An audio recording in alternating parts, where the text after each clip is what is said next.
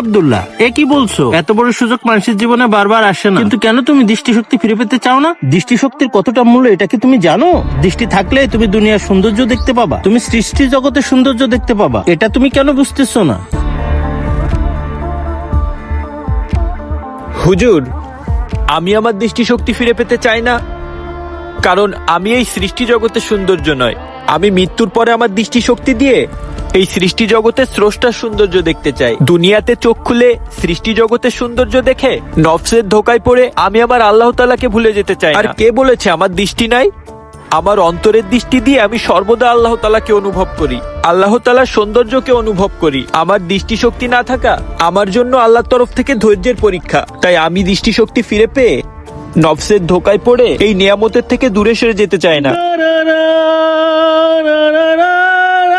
মাশাআল্লাহ, আলহামদুলিল্লাহ আব্দুল্লাহ, তোমার ইমানি শক্তি দেখে আমি হতবাক হয়ে গেছি। দৃষ্টি শক্তি না থেকেও তোমার এত ইমানি শক্তি দেখে আমি মুগ্ধ হয়ে গেলাম। আমাদের সমাজে কত মানুষ দৃষ্টি শক্তি থাকা সত্ত্বেও এক ওয়াক্ত নামাজ পড়ে না, আল্লাহর নাফরমানি করে, আল্লাহর ইবাদত করে না, আল্লাহকে ভুলে তারা দুনিয়াবি খায়েশে মশগুল হয়ে থাকে। অথচ তোমার চোখের দৃষ্টি না থাকলেও তোমার অন্তরের দৃষ্টি সবকিছুকেই হার মানায়। আল্লাহ সুবহানাহু ওয়া তাআলা তোমার মতো ইমানি শক্তি আমাদের সবাইকে দিক। হুজুর, আমি এখনই খ্রিস্টান ধর্ম ত্যাগ করে ইসলাম ধর্ম গ্রহণ করতে চাই। আপনি আমাকে কালিমা পড়ান। চোখের দৃষ্টি না থেকেও এই ছেলের ইমানি শক্তি দেখে আমি মুগ্ধ। আর চোখ থাকতেও আমি সেই সৃষ্টিকর্তাকে কিভাবে ভুলে থাকতে পারি? আমি নিজের কাছে খুবই লজ্জিত। আমি ওই সৃষ্টিকর্তার ইবাদত করতে চাই যিনি আমাকে সৃষ্টি করেছেন। অন্ধ এই ছেলেটা দৃষ্টি ফেরাতে এসে আমি নিজেই নিজের দৃষ্টি ফিরে পেয়েছি। ও আমার চোখ খুলে দিয়েছে। আপনি আমাকে কালিমা পড়ান। মাশাআল্লাহ, আলহামদুলিল্লাহ। দেখো আব্দুল্লাহ, দেখো তোমার দৃষ্টি ফিরিয়ে দিতে এসে এই ভাই নিজেই ইমানি দৃষ্টি শক্তি ফিরে পেয়েছে। আল্লাহই উত্তম পরিকল্পনাকারী। নিশ্চয় হুজুর, আল্লাহই উত্তম পরিকল্পনাকারী। ভাই, আপনি আমার সাথে পড়েন। জি হুজুর, বলেন।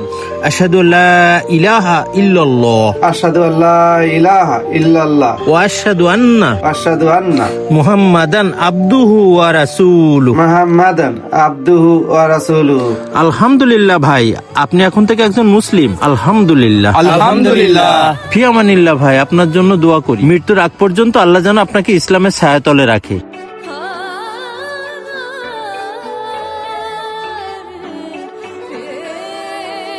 স্যার, আপনি ইসলাম ধর্ম কবুল করেছেন, আমি খুব খুশি হয়েছি স্যার। আমিও খুব খুশি সত্য ধর্মের সন্ধান পেয়ে ইসলাম গ্রহণ করে। আলহামদুলিল্লাহ। আল্লাহ সুবহানাহু ওয়া তাআলা আপনাকে দিনের রাস্তায় কবুল করুক। আলহামদুলিল্লাহ। আমিন আমিন আমিন।